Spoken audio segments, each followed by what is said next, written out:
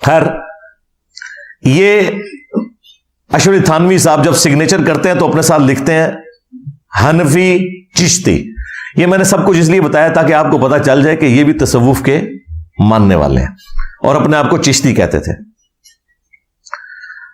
اب چونکہ یہ چشتی تھے تو لہذا چشتیہ نے جو گند پھیلایا اس کے دفاع کی ذمہ داری صرف بریلویوں کے بزرگوں کی تو نہیں تھی، دیوبندیوں کے بزرگوں کی بھی تھی.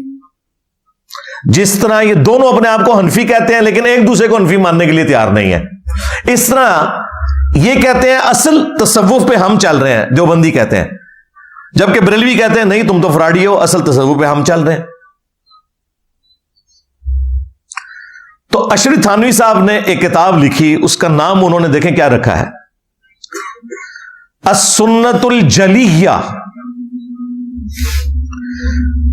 فی الچشتیۃ العلیہ. یہ لالا بات ہے کہ عربی میں چے ہوتی نہیں ہے، لیکن ان کی مجبوری تھی، اب چشتی کی چے کو چے ہی رکھنا تھا نا، تو ویسے اس کو بدل لیتے ہیں. جس طرح یہ عبد القادر گیلانی تھے نا، تو وہ گاف تو عربی میں نہیں ہوتی، تو اس کو جیلانی بنا دیا انہوں نے، گاف کو جیم بنا دیا.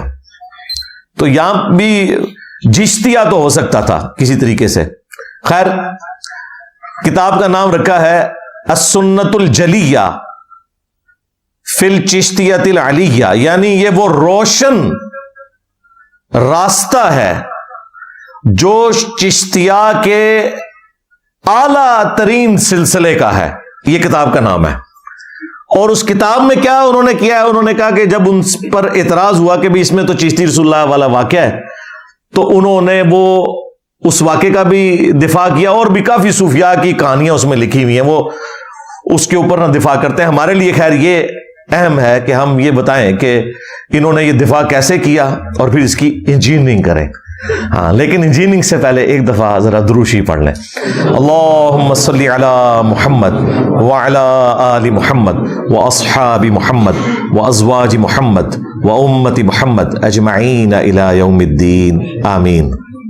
ہاں جی جناب، یہ تھانوی صاحب کی جو کتاب ہے السنت الجلیہ فی الچشتیۃ العلیہ، اس کتاب میں جو باب سوم ہے، یعنی 3rd چیپٹر، پیج نمبر 124، اس کے اوپر وہی واقعہ لکھا ہوا ہے جو ہشت بہشت کے اندر خواجہ قطب الدین بختیار کاکی نے، یہ کاکی جو ہے نا وہ یہ پنجابی والا کاکی نہیں ہے، ذہن میں رکھیے گا، ہاں، اپنے پیر و مرشد معین الدین چشتی اجمیری المتوفہ 633 ہجری کے بارے میں لکھا ہے. اور دیکھیں مجلس چہارم واقعہ نمبر 30، وہ کہتے ہیں کہ ایک مرتبہ شیخ معین الدین کی خدمت میں حاضر تھا، یعنی وہ خواجہ قطب الدین کہتے ہیں، اور خواجہ قطب الدین جو ہیں یہ پیر ہیں فرید الدین گنج شکر کے، وہ پاک پتن والے جہاں خان صاحب جاتے ہوتے ہیں، وہ والا پاک پتن. وہ کہتے ہیں کاکی صاحب کہ میں شیخ معین الدین کی خدمت میں حاضر تھا اور اہل صفا موجود تھے. اولیاء اللہ کا ذکر ہو رہا تھا کہ اتنے میں ایک شخص آیا اور بیعت کے لیے پا بوسی کی، یعنی ان کے قدموں کو چوما. آپ نے اس کو بٹھا لیا. اس نے عرض کیا کہ میں مرید ہونے آیا ہوں. فرمایا جو کچھ ہم کہیں گے کرے گا، اگر یہ شرط منظور ہے تو بے شک میں مرید کر لوں گا. اس نے کہا کہ جو کچھ آپ کہیں گے وہی کروں گا. یہ اب میں ہشت بہشت سے نہیں پڑھ رہا، یہ میں اشرف تھانوی صاحب کی کتاب سے پڑھ رہا ہوں، یہ ذہن میں رکھیے گا. پہلے دیوبندی بڑی بغلیں بجاتے تھے جی، یہ تو بریلویاں دا نکلا ہے، یہ تہاڈا بھی نکل آیا جے، ایک کھرا تہاڈے گھر بھی نکلیا جے، یہ تھانوی صاحب لکھ رہے ہیں. ہاں جی، متفق علیہ ہو گیا نا. جس طرح جو حدیث بخاری اور مسلم میں آئے نا تو کہتے ہیں دونوں شیخین اس کے اوپر متفق ہیں، ٹھیک ہے. اس طرح اب یہ متفق علیہ ہو گیا. ہشت بہشت ہو، سبا سنابل ہو، یا یہ تھانوی صاحب کی کتاب السنت الجلیہ، جو کچھ ہم کہیں گے کرے گا، اگر یہ شرط منظور ہے تو بے شک میں مرید کر لوں گا. اس نے کہا جو کچھ آپ کہیں گے وہی کروں گا. آپ نے فرمایا کہ تو کلمہ کس طرح پڑھتا ہے؟ لا الہ الا اللہ محمد رسول اللہ. ایک بار ذرا اس طرح پڑھ، لا الہ الا اللہ چشتی رسول اللہ. نعوذ باللہ. چونکہ راسخ العقیدہ تھا اس نے فوراً پڑھ دیا. خواجہ نے اس سے بیعت لے لی اور بہت کچھ خلعت اور نعمت عطا کی اور فرمایا میں نے فقط تیرا امتحان لیا تھا تاکہ مجھے معلوم چلے کہ تجھ کو مجھ سے کس قدر عقیدت ہے، ورنہ میرا مقصد یہ نہ تھا کہ تجھ سے اس طرح کلمہ پڑھواؤں. اس کا مطلب ہے خواجہ صاحب ہوش میں بھی ہیں جی، اور انہیں یہ بھی پتا ہے کہ انہوں نے کام ڈالا ہے. آپ کو تو یہ بتاتے ہیں کہ یہاں کوئی جھوٹی موٹی بھی لکھ کے قادیانی جرمنی چلا جائے تو وہ کافر ہو جائے گا. یہاں سچی مچی بھی کروائے تو وہ کوئی مسئلہ نہیں ہے. اس واقعے کے اوپر جو اشکالات ہیں اس کے پھر تھانوی صاحب نے جواب دیے، اور جو جواب دیے انہوں نے، آپ کے کانوں سے دھواں نکلے گا کہ یہ اپنے بزرگوں کو بچانے کے لیے کس لیول کے اوپر گر سکتے ہیں. ورنہ میرا مقصود یہ نہ تھا کہ تجھ سے اس طرح کلمہ پڑھواؤں. میں کہ کون اور میں کیا چیز، ایک ادنا بندگانے اور غلامان محمد رسول اللہ ہوں صلی اللہ علیہ وآلہ وسلم. حکم وہی ہے جو اول سے کہتا ہے کہ لا الہ الا اللہ محمد رسول اللہ. اس بات سے تیری صدق عقیدت معلوم ہو گئی کہ تو بڑا پکا مجھ سے عقیدت رکھنے والا ہے. اب تو میرا مرید صادق ہوا. مرید کو ایسا ہی چاہیے کہ اپنے پیر کی خدمت میں صادق اور راسخ ہو. یہاں پہ جناب واقعہ ختم ہوا. اس کے بعد جو اس واقعے کے اوپر اعتراضات ہیں نا، اس کے جوابات دے رہے ہیں تھانوی صاحب. اشکال، وہ کہتے ہیں اس کے اوپر کسی کو اشکال ہو سکتا ہے، ایمبیگوٹی انگریزی میں کہہ لیں. کیا امتحان کے لیے کلمہ کفر کہلوانا جائز ہے؟ ویسے عام مسلمان سے پوچھیں جس کو کبھی کوئی بریلوی دیوبندی نے ڈسا نہ ہو، اور اس سے پوچھا جائے کہ کیا کوئی شخص اپنے نام کا کلمہ پڑھوا سکتا ہے صرف چیک کرنے کے لیے، سارے کانوں کو ہاتھ لگائیں گے کہ نہیں مجھے بتائیں، کوئی دنیا دار بندہ بھی ہو. لیکن یہ تصوف کے ماننے والے ایسے بے شرم لوگ ہوتے ہیں کہ یہ اپنے بزرگوں کو بچا لیتے ہیں چاہے ان کو اپنا ایمان دینا پڑ جائے. آپ کو انہوں نے یہ کہانی کروائی ہوئی ہے، اور جو بالکل صحیح کہانی ہے کہ اگر کوئی جھوٹی موٹی بھی قادیانی لکھ کے جرمنی چلا گیا تو وہ قادیانی ہو گیا، اگرچہ دل میں ایمان تھا، کیونکہ زندگی موت کی کشمکش نہیں تھی. ہاں زندگی موت کی کشمکش ہو، جان بچانے کے لیے آخری درجے میں اجازت ہے، آپ کلمات کفر بک سکتے ہیں، سورہ النحل کے اندر آیا. لیکن یہ جواز کی حد تک ہے، ایمان کا اعلیٰ ترین درجہ یہ نہیں ہے، یہ ذہن میں رکھیے گا. کیونکہ بخاری میں حدیث ہے، مسلم میں بھی موجود ہے، اس شخص نے ایمان کی حلاوت چکھ لی جس میں 3 نشانی ہیں. نمبر 1، اللہ اور اس کا رسول اسے پوری دنیا میں سب سے بڑھ کر محبوب ہو جائے صلی اللہ علیہ وآلہ وسلم. دوستی اور دشمنی کا معیار اللہ کی ذات ہو. اور تیسری چیز، کفر کی طرف لوٹایا جانا اس کے لیے اتنا ہی مشکل ہو جائے جتنا زندہ آگ میں جلایا جانا، یعنی وہ آگ میں جل جائے لیکن کفر نہ کرے. یہ اعلیٰ ترین درجہ ہے. اور یہی وہ چیز ہے جو سنن ابن ماجہ میں ہے. نبی علیہ السلام نے جو وصیت فرمائی تھی نا کہ اللہ کے ساتھ شرک نہ کرنا، خواہ تمہیں سولی دے دیا جائے، تمہیں آگ میں ڈال دیا جائے، تمہارے ٹکڑے ٹکڑے کر دیے جائیں، اللہ کے ساتھ شرک نہ کرنا. وہ ایمان کا اعلیٰ ترین درجہ ہے. لیکن جان بچانے کے لیے زندگی موت کی کشمکش میں آپ یہ کر سکتے ہیں کہ آپ کلمات کفر بولیں دل میں ایمان رکھتے ہوئے. لیکن یہاں تو کوئی زندگی موت کی کشمکش ہی نہیں ہے، کوئی جواز ہی نہیں پیدا ہوتا امتحان کے لیے.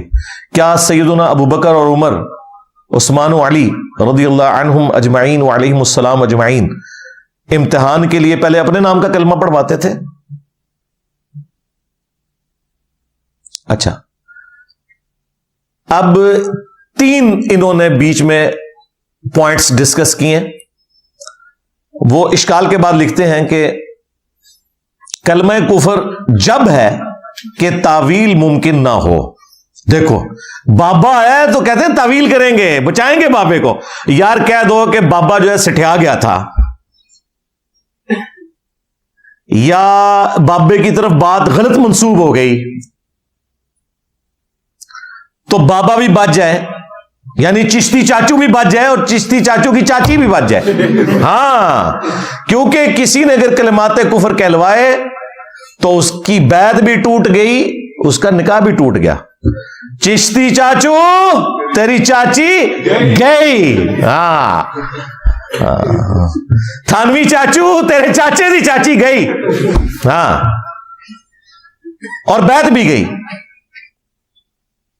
पहले तो खुद बैत होगा, तजदीद निकाह करेगा, फिर बैत करेगा। ये बैत तो वैसे ही नहीं हुई है क्योंकि बैत तो टूट चुकी है उसकी, इमाम चला गया, तो तजदीद इमाम भी करना है और तजदीद निकाह भी। वो कहते हैं अगर तावील मुमकिन ना हो फिर कलमाते कुफर होते हैं। अब आप सुने तावील क्या है, किधर दिमाग गया है। अगर ये तावील की जावे कि रसूल से मुराद लुग़वी माने हैं, फिर तो सारे रसूल ने, यानी आप लोग भी मुख्तलिफ शहरों से आए हुए हैं ना, मुख्तलिफ मुल्कों के जो सफीर हैं वो भी रसूल हैं। यहां पे कोई ऐसा करीना मौजूद नहीं। लुगत में रसूल का लफ्ज, जब गांधी साहब पहली दफा सऊदी अरब गए तो वहां उन्होंने जगह जगह बैनर लगाए थे रसूल अमन के, कि ये अमन का रसूल है, अमन का सफीर है। वहां तो करीना समझ आता है, यहां तो कोई करीना नहीं है, कोई सफीर तो नहीं बन के आया हुआ। तो लुग़वी हो और आम हो, बवास्ता और बिला वास्ता, इस बिना पर यह माना होंगे कि चिश्ती अल्लाह का पैगाम रिसां और अहकाम की तबलीग करने वाला है बवास्ता रसूलुल्लाह के सल्लल्लाहु अलैहि वसल्लम। वो कहते हैं चिश्ती रसूलुल्लाह में रसूल से मुराद पैगंबर होने का दावा करना नहीं है, बल्कि वो ये कहना चाह रहे थे कि चिश्ती जो है वो रसूलुल्लाह का रसूल है, यानी उनका नुमाइंदा है, उनका सफीर बन गया है। तो दो बार तो रसूल नहीं उसने कहलवाया, ठीक है, उसने तो चिश्ती रसूलुल्लाह का है। अच्छा, कहते हैं कि जैसा कि मिशकात शरीफ में आया है, मिशकात शरीफ में हदीस वाकई मौजूद है, लेकिन वो इस तरह नहीं है हदीस जिस तरह ये बयान कर रहे हैं, कि एक अंसारी सहाबी हैं इब्ने मिरबा, ये हदीस मिशकात में जामिया तिरमिज़ी के हवाले से है, सुनन अबी दाऊद में भी मौजूद है, नसाई में भी, इब्ने माजा में भी, सुनन की चारों किताबों में। तो वो मैदान अरफात के अंदर कुछ असहाब के पास आए जो कि मैदान अरफात में नबी सल्लल्लाहु अलैहि वसल्लम से बहुत दूर उन्होंने खैमा लगाया हुआ था। ज़ाहिर है तादाद काफी ज्यादा थी, 1 लाख से ज्यादा थे, तो सारे लोग तो हुजूर के करीब नहीं हो सकते थे। तो बाद लोगों को यह वहम हो गया कि शायद हम लोग जो हैं वो नबी इस्लाम से चूंकि दूर हैं तो पता नहीं हमारा हज होगा कि नहीं, इमाम के बिल्कुल करीब होना चाहिए। तो नबी इस्लाम ने उनका वहम निकालने के लिए इब्ने मिरबा को भेजा कि आप वहां जाके अनाउंसमेंट करें कि ये जगह भी अरफात के अंदर दाखिल है, आपको टेंशन लेने की जरूरत नहीं है। जितने लोग भी यहां पे मौजूद हैं, जितने भी इस जगह के करीब करीब लोग हैं, वो सब के सब मैदान अरफात में ही शुमार किए जाएंगे। तो उसमें अल्फाज हैं, इन्नी रसूलुल्लाहि इलैकुम, मैं रसूलुल्लाह की तरफ से तुम्हारे पास पैगाम लेकर आया हूं। तो उसमें 2 दफा रसूल का लफ्ज मौजूद है, एक दफा लुगत के मानों में और एक दफा नबी इस्लाम के हवाले से, कि नबी इस्लाम ने मुझे अपना नुमाइंदा बना के तुम्हारे पास भेजा है ताकि उन्हें यह यकीन आ जाए कि वो अपनी तरफ से नहीं बात कर रहा, नबी इस्लाम ने भेजा है। तो इस बात को उसने दलील बनाया थानवी साहब ने, उन्होंने कहा कि उन्होंने भी तो कहा था इन्नी रसूलुल्लाहि इलैकुम। तो थानवी साहब कहते हैं कि ये जो चिश्ती रसूल है उसने भी यही बात की है। तो हम ये पूछेंगे थानवी साहब, नबी इस्लाम की तो वफात हुई है 11 हिजरी में, और मोइनुद्दीन चिश्ती जो है वो 600 साल बाद आ रहे हैं, उनके पास कौन सा नबी इस्लाम का डायरेक्ट पैगाम था जो वो लेकर आए? बीच में वो बताए ना। तो जितने 100 साल के बंदे हैं सारों के साथ रसूल रसूल लगाए। क्या नबी इस्लाम की वफात के बाद किसी शख्स ने यह क्लेम किया कि मैं रसूलुल्लाह की तरफ से रसूल बन के आया हूं? नहीं, खलीफतुर रसूल कहा। ये थानवी साहब होते ना तो ये भी मत देते खुलफाए राशिदीन को कि खलीफतुर रसूल ना को अपने आप को, बल्कि कहो हम रसूलुल्लाह के रसूल हैं। भाई रसूलुल्लाह के रसूल तो तब होते हैं जब नबी इस्लाम अपनी जिंदगी में किसी की ड्यूटी लगाएं कि भाई ये पैगाम लेके चले जाओ। जब नबी इस्लाम दुनिया से चले गए उसके बाद किताब और सुन्नत की तालीमात है, उसमें कोई शख्स ये क्लेम नहीं कर सकता कि मैं रसूलुल्लाह का रसूल हूं। हां, ये कह सकता है मैं नबी इस्लाम की तालीमात लेके चल रहा हूं, या फौरन सक्सेसर बने हजरत अबू बकर सिद्दीक انہوں نے ٹرم یوز کی اپنے لیے خلیفۃ رسول اللہ صلی اللہ علیہ وآلہ وسلم. کیوں؟ کہ وہ نبی علیہ السلام کی مسند پر صحابہ کرام کے اجماع سے بیٹھے تھے. اس کے بعد 2 دفعہ خلیفہ کا لفظ لگایا جاتا تھا حضرت عمر کے ساتھ، خلیفہ اور پھر خلیفۃ رسول اللہ، یعنی رسول اللہ کے خلیفہ. تو پھر اصحاب نے مشورہ کیا کہ یہ تو اس طریقے سے تو خلیفہ لگاتے چلے جائیں گے، تو بہتر ہے کہ ہم آپ کو امیر المومنین کہیں. تو سیدنا عمر کے دور میں امیر المومنین کی ٹرم ڈیوائز کی گئی. یہ جو تھانوی صاحب والی ٹرم ہے نا، رسول اللہ علیکم، اس کی بنیاد سے کسی نے یہ چیزیں نہیں نکالی ہوئی تھی، لہذا یہ بالکل ان کی باطل تعویل ہے. پھر وہ کہتے ہیں کہ اسی طرح کی ایک مثال جو ہے سورہ یاسین میں بھی موجود ہے. حضرت عیسیٰ علیہ السلام نے بھی 2 رسول بھیجے تھے دعوت و تبلیغ کے لیے. یقیناً جب عیسیٰ علیہ السلام دنیا میں موجود تھے انہوں نے بھیجے، بالکل ٹھیک ہے، وہاں لغت کے معنوں میں آپ لیں، ہم کوئی نہیں، لیکن یہ تو بالکل اس کے ساتھ کوئی قرینہ نہیں بنتا. اور پھر انہوں نے کہا کہ امام حنیفہ اور امام ابو یوسف کے نزدیک بھی اس طرح کی چیزوں کی تعویل ممکن ہے کہ جب کوئی شخص اس طرح کی دوہری بات کر رہا ہو، بھئی تعویل کوئی ممکن نہیں ہے، اس طرح کی بات کی نہیں ہے ممکن، یہاں کوئی قرینہ ہی نہیں ہے. پھر وہ دوسرا اشکال جو ہے نا، وہ کہتے ہیں کہ البتہ یہ سوال باقی رہا کہ یہ جو اس نے چشتی رسول اللہ جو کلمہ پڑھوایا ہے، اس کا استعمال جائز نہیں، یعنی یہ طریقہ اڈاپٹ کرنا جائز نہیں ہے. اس کا جواب یہ ہے کہ مجلس خاص تھی اور مخاطب اور دیگر سامعین خوش فہم تھے، اس لیے عقیدے کے خراب ہونے کی کوئی نوبت آ نہیں سکتی. وہ کہتے ہیں وہاں جتنے لوگ تھے نا پڑھے لکھے تھے، انہیں پتا تھا کہ جب چشتی صاحب یہ کہہ رہے ہیں نا تو اس کا مطلب ہم نے وہ والا رسول نہیں لینا. اگر وہاں کے لیے تھا تو کتاباں کو چھاپیاں جے، پھر اگر صرف اس مجلس کے لیے تھا تو اس مجلس کو نشر کرنے کی پوری دنیا میں کیا ضرورت تھی؟ جو تم چاہ رہے تھے کہ پبلک کو نہ پتا چلے، صرف خاص لوگوں کو پتا چلے، اور خاص لوگ جو ہے وہ چشتی رسول سے مراد وہ والا رسول نہیں لیں گے، تو پھر یہ تم نے ساری چیزیں لکھی، پرنٹ کی، پبلک میں بانٹی، الٹا بزرگیاں ویل کی، اس کی بنیاد کے اوپر مناظرے کیے تم لوگوں نے. تو یہ بات بھی تمہاری بالکل باطل ہے. اگر یہ خاص لوگوں کے لیے ہوتا تو وہیں رہنا چاہیے تھا. وہ خاص لوگوں کا کام نہیں تھا کہ یہ گند جو اندر گھولا تھا یہ پبلک میں بھی عام کرتے اور پرنٹ کر کے بتاتے جی ہمارے بزرگوں کے. اور یہ اصل میں ان کے اوپر جب برا وقت آیا تو یہ اس قسم کی تعویلات کر رہے ہیں. ادروائز یہ لوگ ان ساری چیزوں کو تصوف کے نام کے اوپر صحیح مانتے ہیں. خیر یہ بالکل ان کی یہ بات بالکل غلط ہے. وہ کہتے ہیں عقیدے کا فساد نہیں ہوگا کیونکہ وہاں سارے سمجھدار لوگ بیٹھے ہیں. وہ اللہ دے بندے تو آڈے مفتی نے انہوں نے علمی لیول بھی سانو پتا چل گیا ہے انہوں کو بیٹھنے والے تو اس تو بڑے بٹ ہون گے. ہاں علمی لیول انہوں دا. تیسری بات وہ کہتے ہیں رہی یہ بات کہ آخر مصلحت ہی کیا تھی. وہ کہتے ہیں کہ کوئی یہ بھی پوچھ سکتا ہے کہ یار کوئی بندے سے پترا والا طریقہ نہیں لبیا, مطلب طریقہ تو کوئی اور بھی ہو سکتا تھا. تو یہ سوال تو واقعی یہ سوال تو ہے. اب آپ سنیں گے اس کا جواب وہ کیا دے رہے ہیں. وہ کہتے ہیں کہ جواب ظاہر ہے کہ مصلحت امتحان کی تھی, اس طرح کہ اگر یہ راسخ العقیدہ ہے تو مجھ کو مخالف شریعت کا نہ سمجھے گا, کوئی نہ کوئی تعویل کرے گا ورنہ بھاگ جائے گا. وہ کہتے ہیں یہ تو چیک کیا ہے کہ بھی مستقبل میں بھی اگر میں نے کوئی غلط کام کیے تو یہ ان کی تعویل کرے گا, یعنی میری بزرگی مسلمہ مانے گا. یعنی کل کو میں نے کوئی چاچی بھگا لی شاگردنی تو یہ کہے گا نہیں نہیں بھگائی نہیں ہے, نکاح ہی کیا ہے نا جی, نیکی کا کام ہے نا. اور خود تھانوی نے بھی یہ کیا تھا. ہاں اس نے بھی کسی کم سن لڑکی سے شادی کرنی تھی نا, تو اس کے مرید سے اس نے ایک خواب گھڑوایا, یا چلے اس کو شیطان نے دکھایا خواب کہ جی حضرت میں دیکھتا ہوں کہ سیدہ عائشہ سلام اللہ علیہا آپ کے گھر تشریف لائی ہیں. تو اشری تھانوی صاحب کہتے ہیں اس خواب کے اندر مجھے لگا کہ اشارہ ہے کہ کوئی کم سن لڑکی میرے ہاتھ لگے گی. ہاں یعنی میں بھی کسی چھوٹی عمر کی لڑکی سے شادی کروں گا, کیونکہ جب اما عائشہ سلام اللہ علیہا رسول اللہ کے عقد میں آئی تھی تو اس وقت ان کی عمر کم تھی. تو یہ میرے گھر میں جو تم نے حضرت عائشہ کو دیکھا ہے اس کی تعبیر میں، یہ خوابوں کی تعبیر ہو رہی ہے، ماں کو دیکھ کے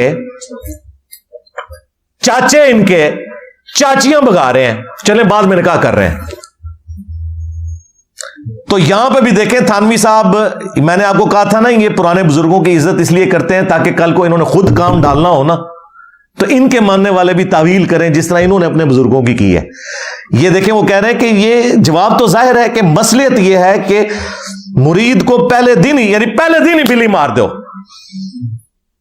کہ اس قسم کے بٹ دماغ ہمیں مرید چاہیے کہ ہماری خلاف شرع بات بھی دیکھیں تو کوئی نہ کوئی اس کی تعویل تلاش کریں، مستقبل میں بھی اگر کوئی ہم سے مس ہینڈ۔ اب آپ کو پتہ چلا لوگ کہتے ہیں یار یہ کیسے بٹ دماغ ہیں، پیروں کے کہنے کے اوپر جو ہے وہ بچے ذبح کر دیتے ہیں،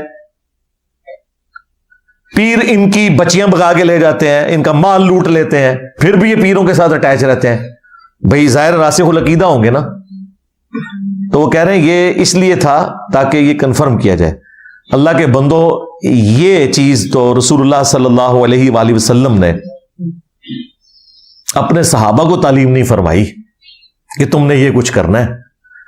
سورہ یوسف میں واضح اللہ تعالیٰ نے فرمایا رسول اللہ صلی اللہ علیہ وآلہ وسلم کو سینٹرڈ کرتے ہوئے، قُلْ هَٰذِهِ سَبِيلِي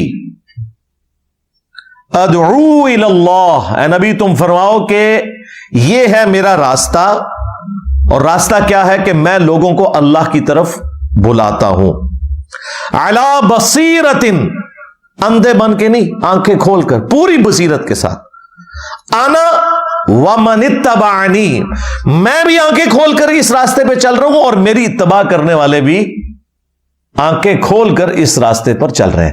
نبی علیہ السلام سے تو کہلوایا جا رہا ہے آپ فرما دیں کہ میں بھی آنکھیں کھول کر اور میرے ساتھی بھی آنکھیں کھول کر اس راستے پہ چل رہے ہیں۔ اور کیا تربیت کی ہے نبی علیہ السلام نے اپنے ساتھیوں کی۔ ابو داؤد میں ابن ماجہ میں حدیث ہے، ایک صحابی نجدیوں کے شہر کوفہ میں ہیرا نامی جگہ پہ گئے، وہاں انہوں نے دیکھا کہ لوگ اپنے سردار کو سجدہ کر رہے ہیں، نبی علیہ السلام کو آ کے سجدہ کیا، آپ نے فرمایا سر اٹھا، یہ کیا کر رہے ہیں؟ ان کا یا رسول اللہ میں ہیرا گیا تھا، وہاں لوگ اپنے سردار کو سجدہ کر رہے تھے، تو آپ تو اللہ کے رسول ہیں، آپ کو کیوں نہ سجدہ کریں؟ یعنی انہوں نے قیاس کیا، یہ کہتے ہیں نا قیاس، اجتہاد بالکل جائز ہے، قرآن و سنت کے خلاف نہ ہو۔ اور صحابی کا قیاس اور اجتہاد نہیں نبی علیہ السلام نے مانا قرآن و سنت کے خلاف۔ آپ نے فرمایا جب میں فوت ہو جاؤں گا اور تم میری قبر سے گزرو گے کیا میری قبر پہ بھی سجدہ کرو گے؟ ان کا نہیں یا رسول اللہ۔ فرمایا مجھے کیوں سجدہ کرو؟ اگر میں سجدہ جائز سمجھتا تو بیویوں سے کہتا کہ اپنے خامدوں کو سجدہ کریں اس حق کے سبب جو اللہ تعالیٰ نے ان کو دی ہے۔